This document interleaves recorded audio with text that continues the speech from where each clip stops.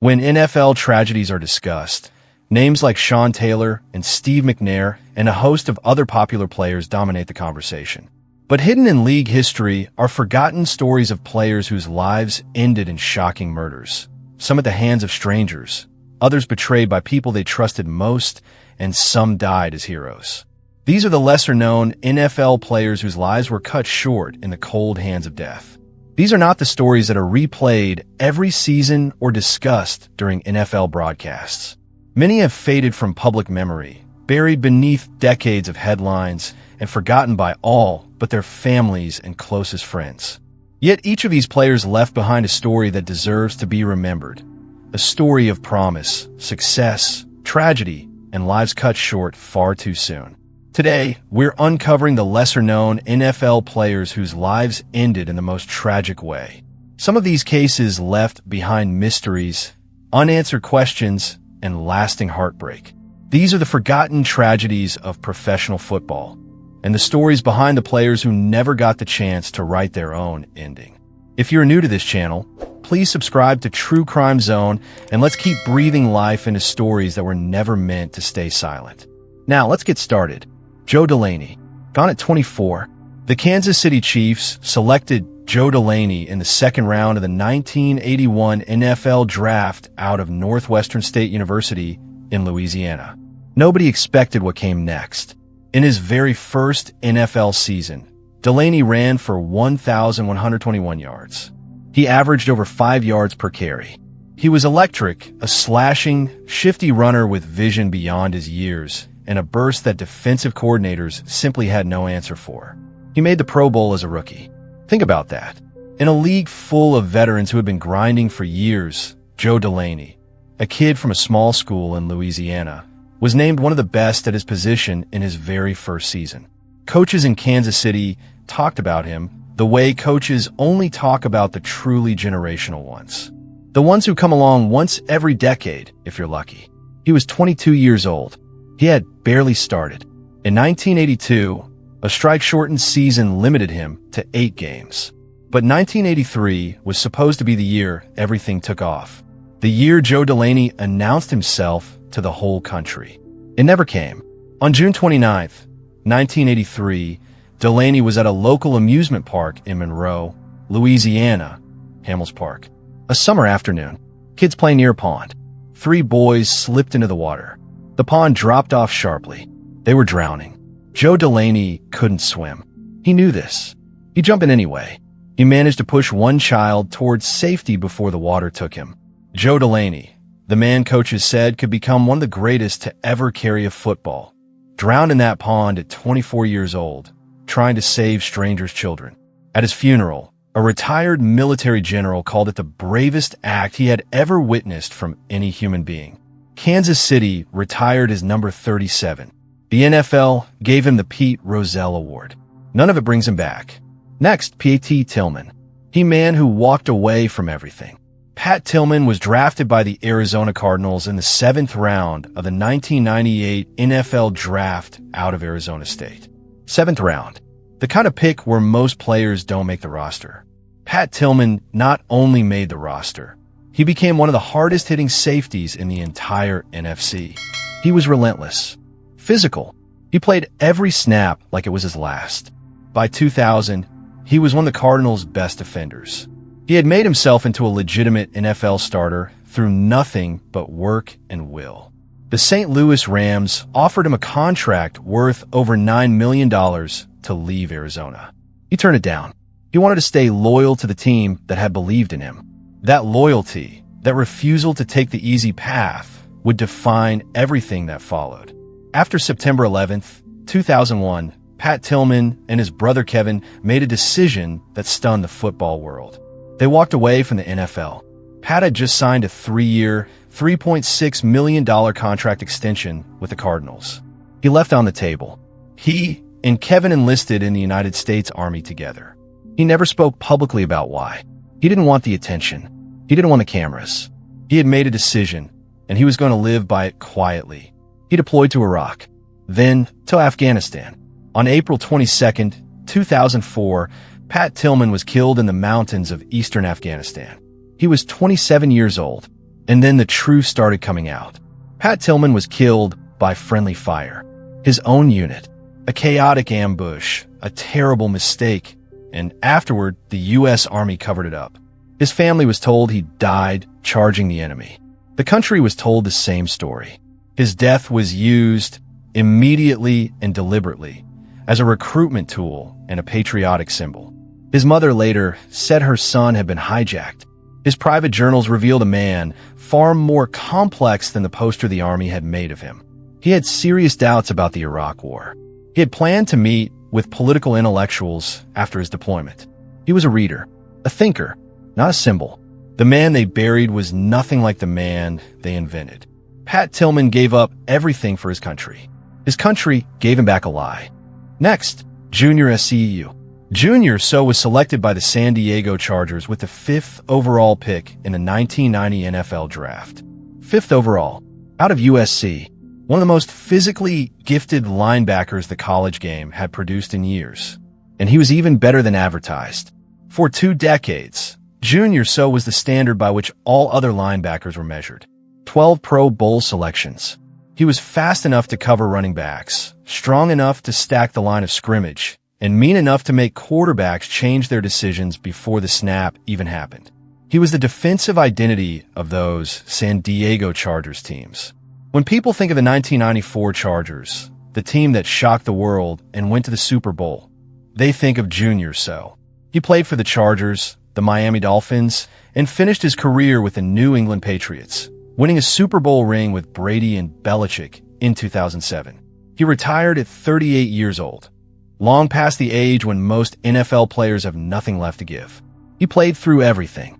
Injuries, surgeries, the wear and tear of nearly 2 decades at the highest level of a sport designed to destroy the human body.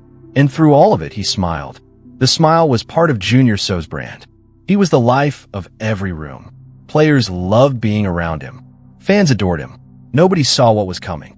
On May 2nd, 2012, Junior Seau died from a self-inflicted gunshot wound at his home in Oceanside, California.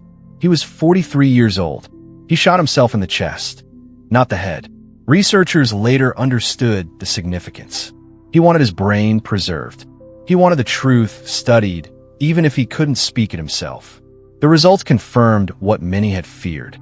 Junior Seau had advanced chronic traumatic encephalopathy, CTE, the kind that causes severe depression, paranoia, impulse control failure, and a complete unraveling of personality. In the years before his death, people close to him had noticed a man slowly disappearing. A 2010 incident where he drove his car off a cliff and somehow survived. Erratic behavior, emotional withdrawal, the smile starting to slip. His mother wept publicly and asked the NFL why they had not done more to protect her son. Junior Seau is in the Pro Football Hall of Fame.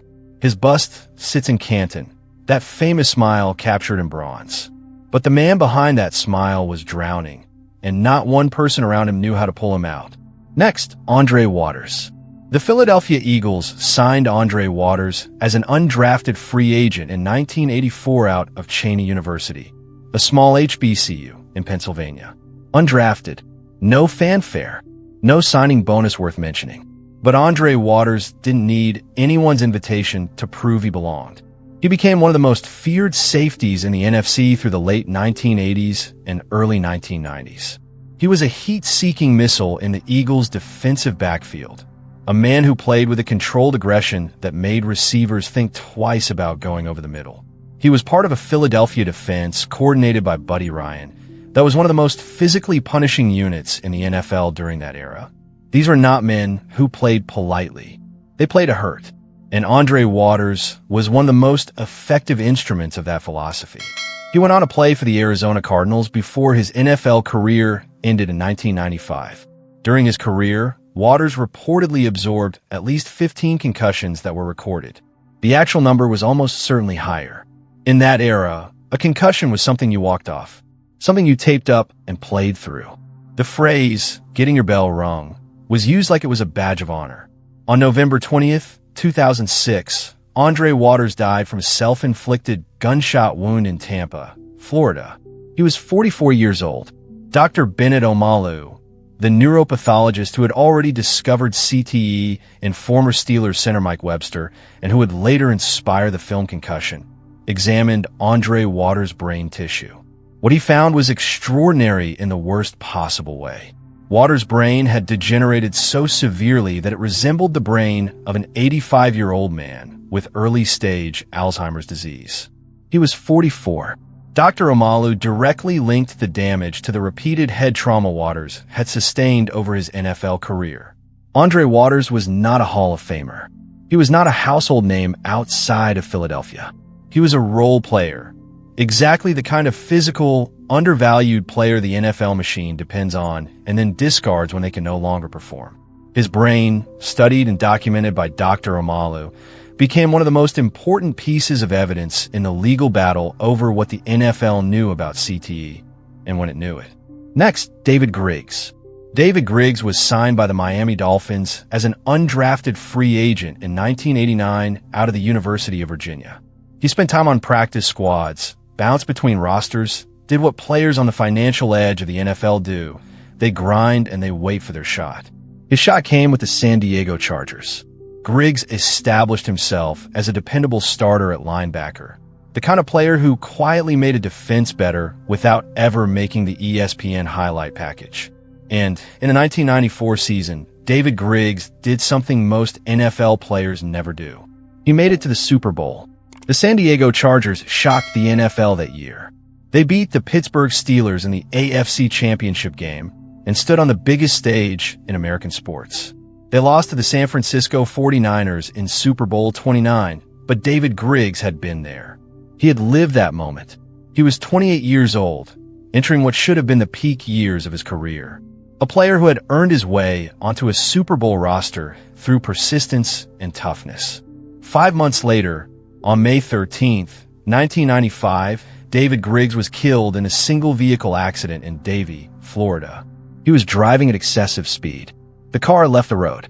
He died at the scene. He was 28 years old. His daughter Davia was 2 years old when he died. She grew up with a name given to her by a father she would never really get to know. She grew up with old game tape and photographs and the stories of teammates who remembered a man full of life. There is no conspiracy here, no system that failed him, just the brutal, random cruelty of a life cut off 5 months after its highest moment. David Griggs stood on that Super Bowl field in January. By May, he was gone. Next, Kevin Turner.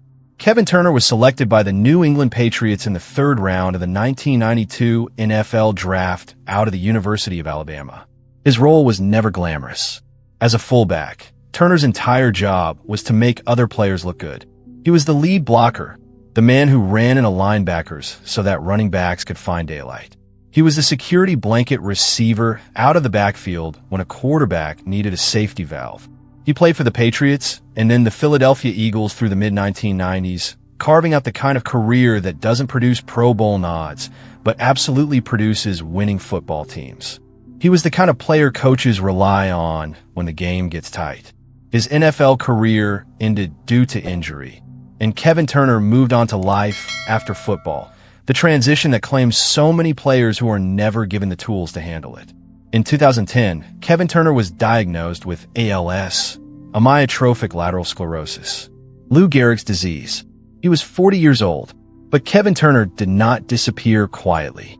He became one of the most prominent faces in the movement to force the NFL to confront what it had done to its players.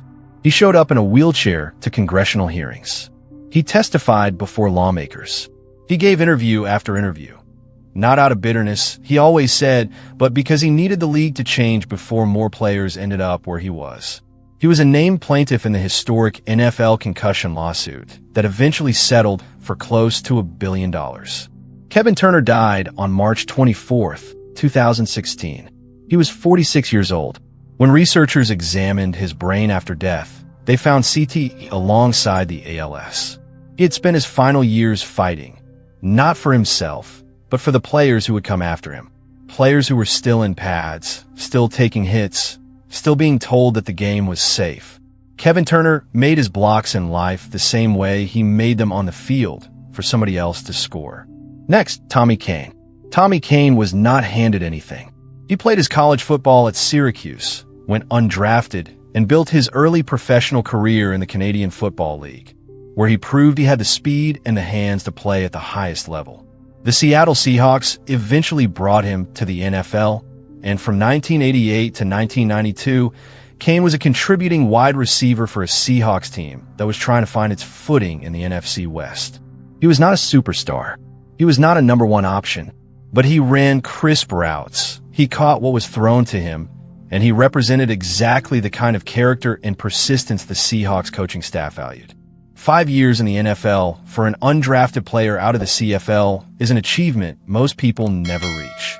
After his playing career ended, Tommy Kane faded from the public eye, the way most role players do when the sport moves on without them. On November 14, 2000, Tommy Kane shot and killed his wife, Tamara Kane, at their home in Syracuse, New York, before turning the gun on himself. He was 35 years old. She was 31. This story resists easy framing. Tamara Kane was the victim. She lost her life that night. That truth cannot be minimized or buried under anything else. But in the years since Dr. Omala's research transformed our understanding of what repeated head trauma does to the brain, the impulse control failures, the paranoia, the complete erosion of the person a man once was, the question of what was happening inside Tommy Kane's mind in those final years has never been fully answered. CTE does not excuse, but CTE does explain, in some cases, a darkness that seems to come from nowhere and consumes everything. Tommy Kane's story is uncomfortable to tell. It is meant to be. There are more victims in this story than the headlines captured. Next, Lorenzo Washington. Lorenzo Washington played offensive tackle for the Indianapolis Colts in the early 2000s. His job, like all offensive linemen, was to be invisible, to do his work so well that nobody noticed him. When the quarterback has all day to throw, nobody cheers for the lineman who gave him that pocket. They cheer for the quarterback. Lorenzo Washington was part of the unit that protected Peyton Manning, one of the greatest quarterbacks to ever play the game. Manning won 4 MVP awards and a Super Bowl largely because of the men who stood in front of him, absorbing punishment so he could operate. Washington was one of those men. Injuries cut his NFL career shorter than it should have been. By the late 2000s, he was out of the league, transitioning back to Indianapolis, the city where he had made his professional name, trying to build something on the other side of football. On May 9th, 2009, Lorenzo Washington was shot and killed in Indianapolis. He was 26 years old. When a starting quarterback or a skill position player is killed, it leads the sports news cycle for days. When an offensive lineman is murdered at 26, a man who had spent his career making others look good, it barely breaks through. Lorenzo Washington spent his NFL career being anonymous so that famous men could be more famous. He deserved more than an anonymous death. Next, Johnny Bailey. Johnny Bailey was listed at 5'8", 175 pounds. And in a league of men who averaged well over 6 feet and 250 pounds, he looked like he had no business being there. But when Johnny Bailey got a football in his hands on a kickoff return or a punt return, size became completely irrelevant.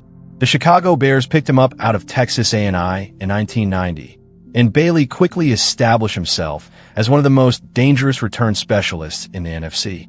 He had the kind of lateral quickness that made defenders look like they were moving in slow motion.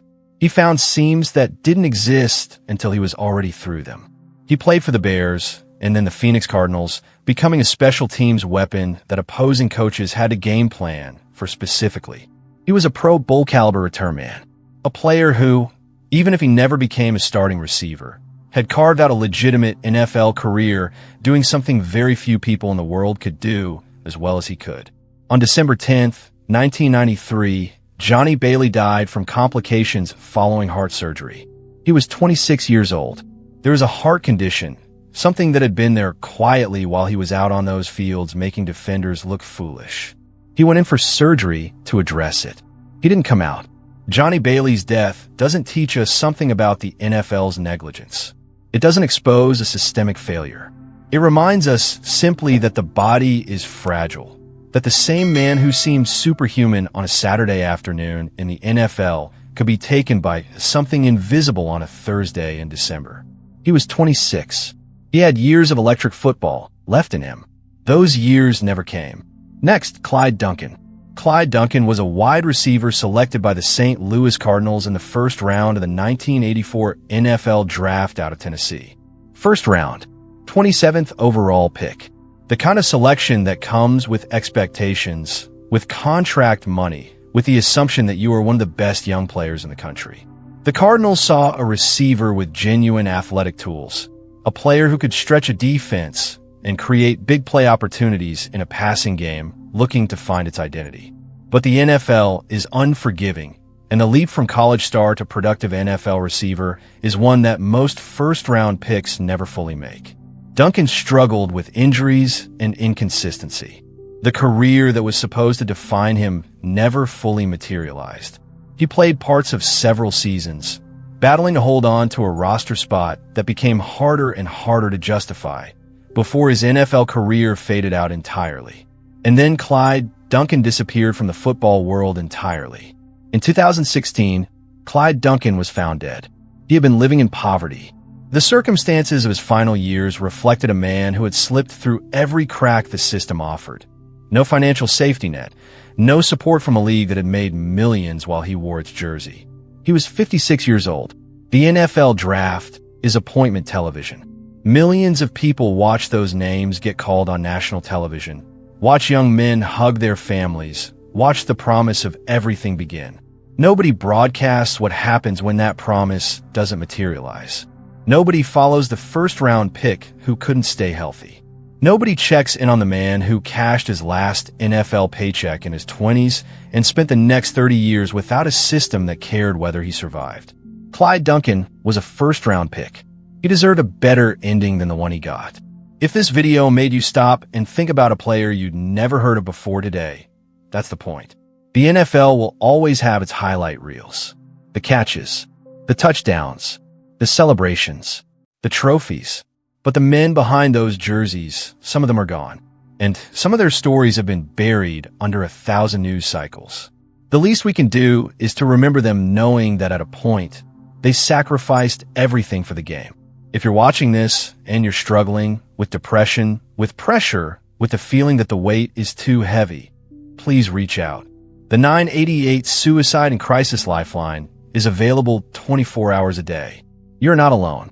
And if this video meant something to you, subscribe and share it. These stories deserve to be heard.